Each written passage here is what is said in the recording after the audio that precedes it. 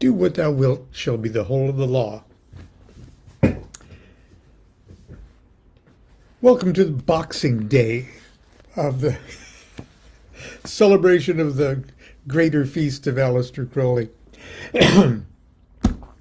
Anyway, I want to talk this morning about court cards. Now, I know not everybody's interested in tarot cards and things like that.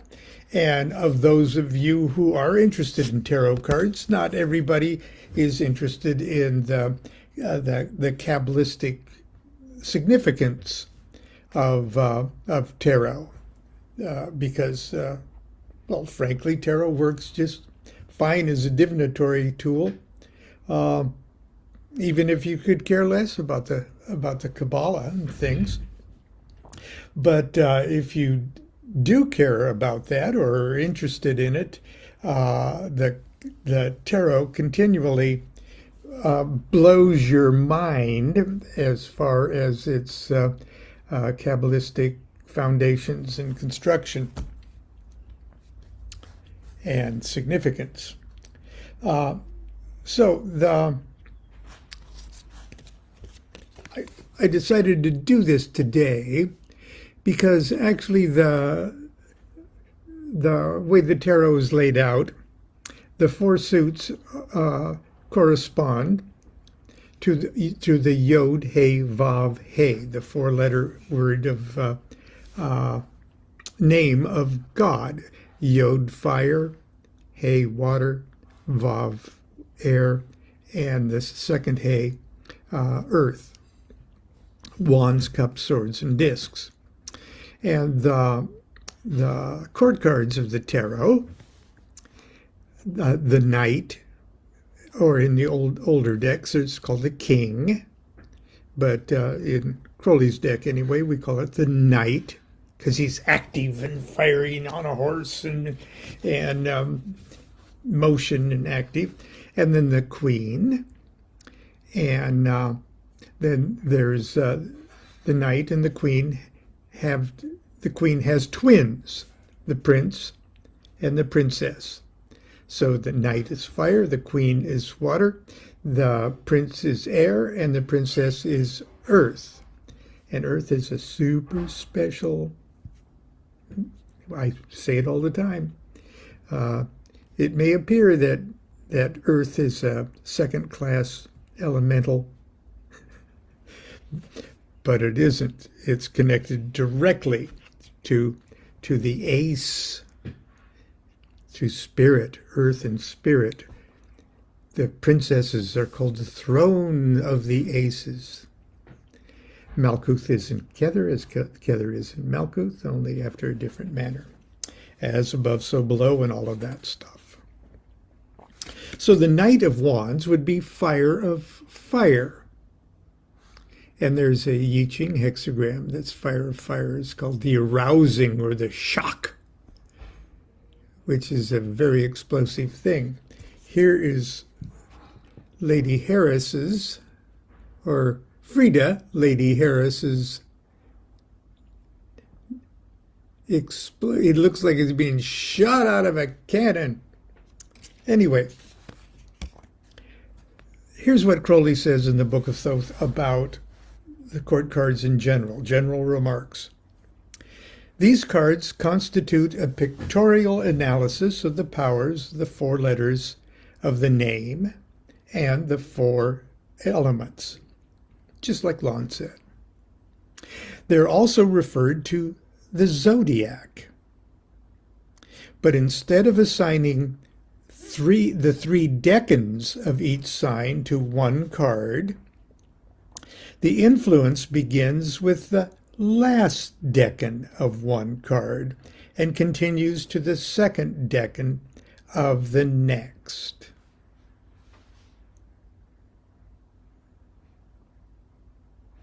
There is a further difficulty.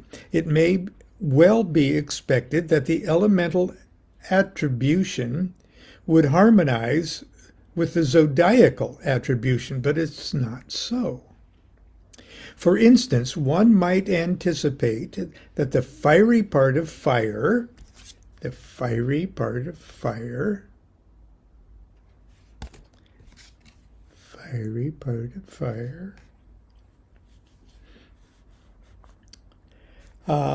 see, would refer to the most active of the fire signs, namely Aries. On the contrary, it represents the last decan of Scorpio that we've just come out of, and the first two of Sagittarius, which is the watery part of fire in the zodiac, and the mildest in influence. The reason for this is that in the realm of the elements, all things are mixed and confused, or, as the apologists might say, counterchecked and counterbalanced. The convenience of these arrangements is that these cards are suitable as being descriptive in a rough and imperial fashion of diverse types of men and women. Now, if those of you who are familiar with the Myers-Briggs personality traits, there's 16 of those also that are in combinations very, very similar to fire of fire, fire of water, fire of air, fire of earth, water of water, water of fire, water of etc. And these mixes are the curiosities, the uniqueness, the individuality of personality types. One may say briefly that any of these cards is a picture of the person whose sun or rising sign at his nativity falls within the zodiacal attribution of the cards. So while the trump card for Cancer, I was born on July 11th, the trump card is the strength or the lust card, or excuse me, the chariot card for Cancer. Well, you could choose the chariot card, in a tarot reading to represent the querent or yourself. But that's almost like bringing an A-bomb to a knife fight. The more specific characterization of an individual is more accurately shown by its elemental mix, like in the court cards. So instead of me being the chariot in a tarot reading, I'm the Queen of Cups. Water of water happens to be.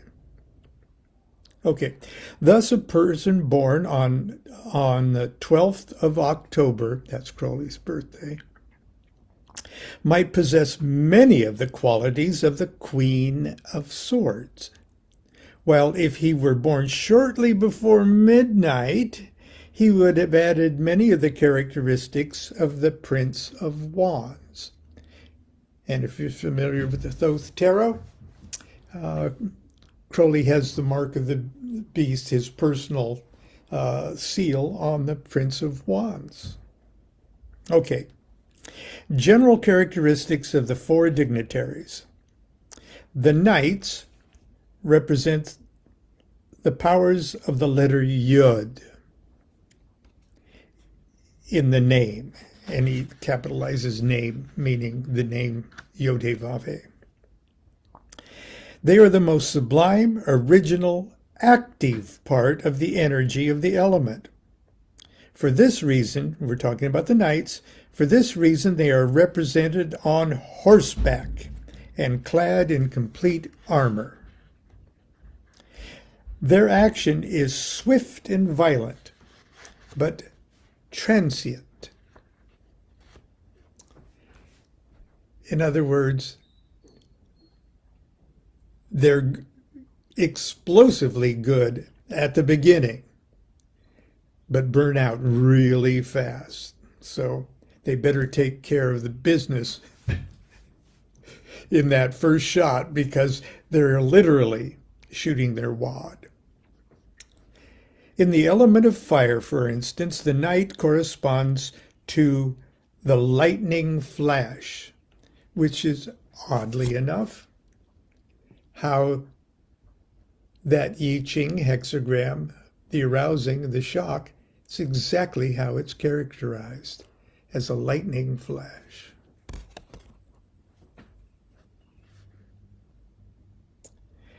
In the element of water, to rain and springs; in that of air, to wind; in that of earth, to mountains. It is very important as a mental exercise to work out for oneself these correspondences between the symbol and the natural forces which they represent. And it's essential to practical magical work to have assimilated this knowledge. So let me go ahead. This is very short. The queens represent the letter He in the name. They are the complements of the knights. They receive and ferment and transmit the original energy of their knight. Quick to receive that energy, they are also fitted to endure for the period of their function. But they are not the final product. They represent the second stage in the process of creation, whose fourth and last state is the material realization. So, they're only the second stage. It will materialize in the discs, or in the princesses. This emphasizes the fact that they are appointed to exercise definite functions. Princes, not princesses, princes represent the forces of the letter Vav in the name. The prince is the son of the queen, the old king's daughter, by the knight who won her. He is therefore represented as in a chariot, going forth to carry out the combined energy of his parents. He is the active issue of their union. His action is consequently more enduring than that of his forebears. In one respect, indeed, he acquires a relative permanence. He is also the dying God, redeeming his bride in the hour, and by virtue of his murder. So the dynamics of the dying God formula of the Vav Christ coming to earth to die, to redeem the daughter of fallen humanity. That would be the dynamics as interpreted in Christian terms. You could project it back into Osirian terms just as easily. The princesses represent the He final of the name. They represent the ultimate issue of the original energy in its completion, its crystallization, its materialization. They also represent the counterbalancing, the reabsorption of the energy. Now, that reabsorption is so important because the original creative spark coming from the knights or the father materializes, actually manifests in the princess, manifests in earth, but then that earth reabsorbs all of that energy and will explode again in the supernova that is the nights, or is in the Yod. So Yod He Vav He formula is not just Yod He Vav He, it's Yod He Vav He Yod He Vav He absorb Yod. It's a two-way street. And in our own personal initiatory return to the original Yod, it manifests in the dynamics of the classic fairy tale, The Sleeping Princess, where it's all manifested, and she falls into a slumber and must be kissed by the prince, who wakes her up and makes her pregnant, making her a mother, and therefore making him the father. Yod He Vav He, it's an alternating current. Yod He Vav He Vav He Yod. And it's happening simultaneously, like an electrical current going one way and the ground going the other. They represent the silence into which all things return. They are thus at the same time permanent and non-existent.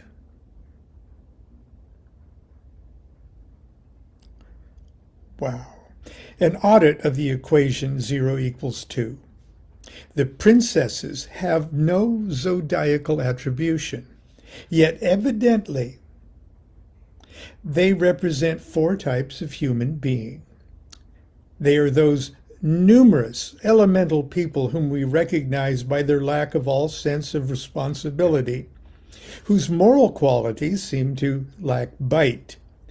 They are subdivided according to planetary predominance. Such types have been repeatedly described in fiction. As Eliphas Levi wrote, "The love of the Magus for such creatures is insensate, and may destroy him." The relations between these 4 elements of the name are extraordinarily complex, beyond the limits of any ordinary treatise to discuss.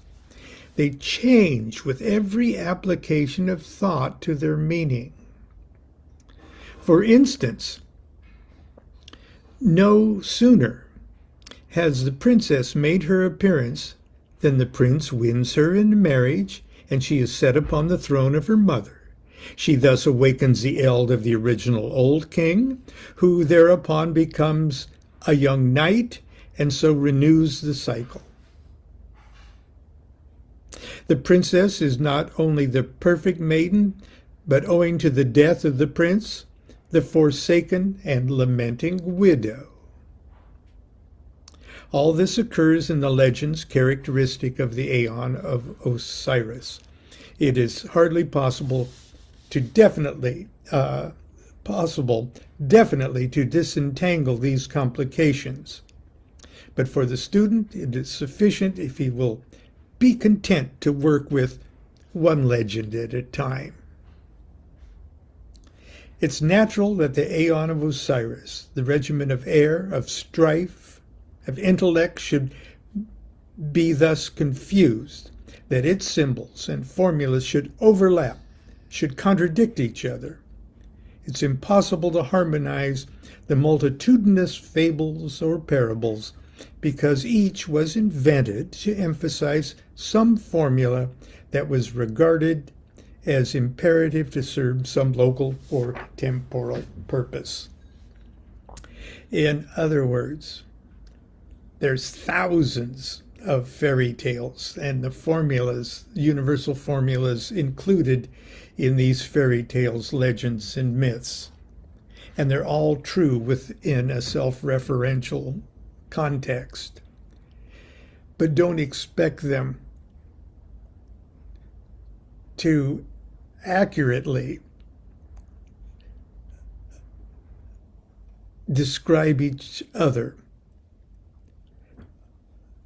In other words, keep your myths. One myth does not necessarily provide the same truths or reveals the same truths or dynamics in the same way. So, okay. Let's talk about the Knight of Wands, which is what I wanted to do in the first place, because it's the time period that we're in right now. It's in this 30-degree period. Now, the way things go, the knights represent the mutable signs of the zodiac, the mutable sign of their element. So knights are fire, and mutable fire is Sagittarius. Okay, so 20 degrees, the first 20 degrees of Sagittarius is this Knight of Wands. But because of all of this, you got to mix things up. The first 10 degrees have backed up it to pick up the last 10 degrees of Scorpio. So that's the complex personality of the Knight of Wands.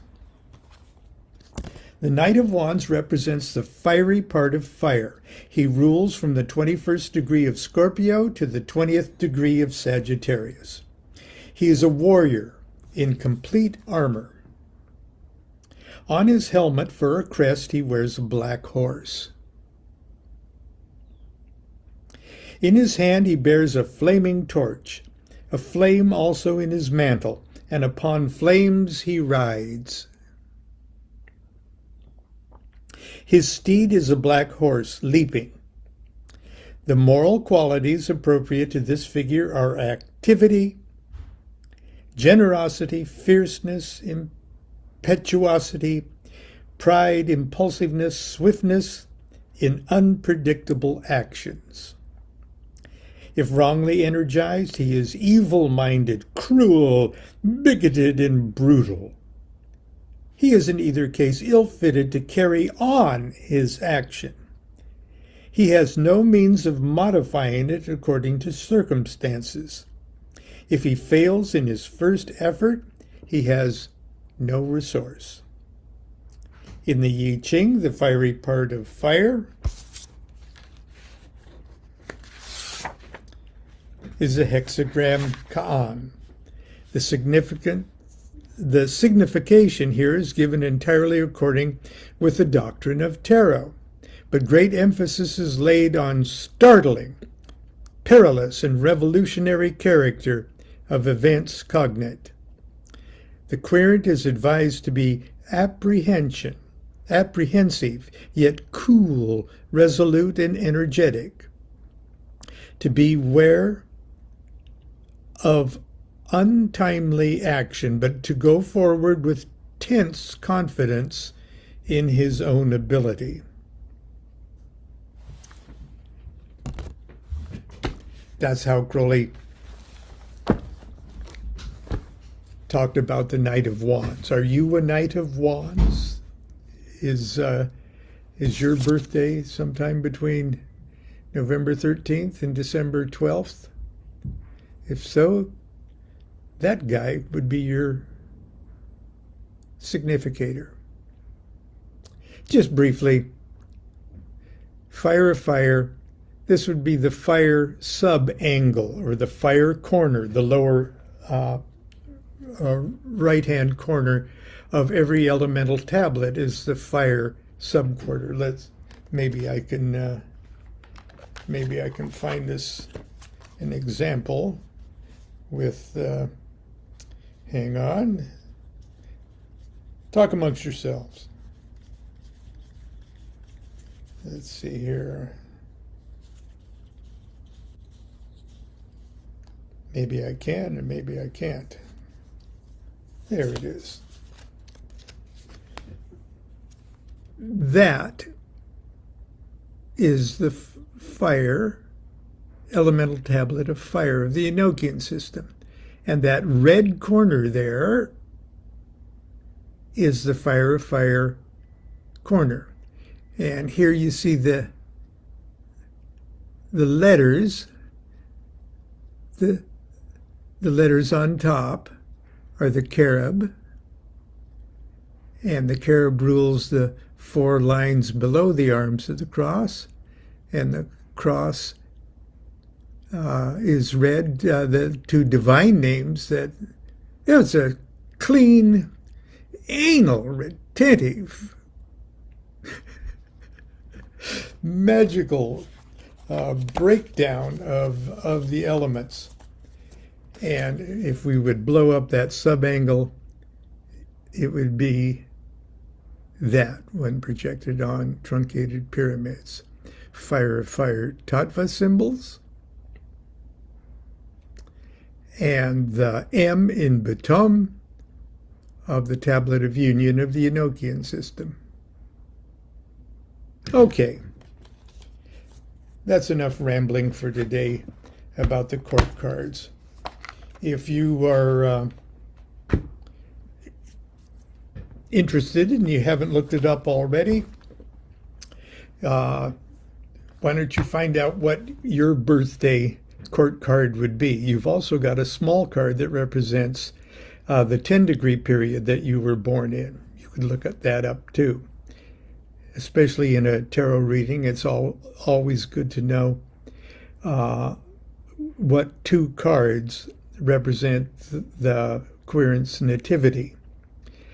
In case their particular card pops up in a reading, it may be pointing to them relative to the question rather than the classical divinatory meaning of the card. So my small card is the 3 of Cups. So I'm the Queen of Cups. I use that as my significator. But when the 3 of Cups pops up, if it seems curiously irrelevant to the nature of the question and how it's being answered by the cards, I would tend to think that the 3 of Cups is pointing its tarot card finger at me for some reason, rather than its classic divinatory meaning. Okay, that's it for today. I hope you like my haircut. Constance gave me a haircut and a beard trim yesterday because she was saying I look pretty damn shaggy. And I'm so lucky to have such a good barber for the last 55 years. Okay. Until tomorrow, continue to be good to yourself. Be good to each other. Do what thou wilt shall be the whole of the law. Love is the law. Love under will.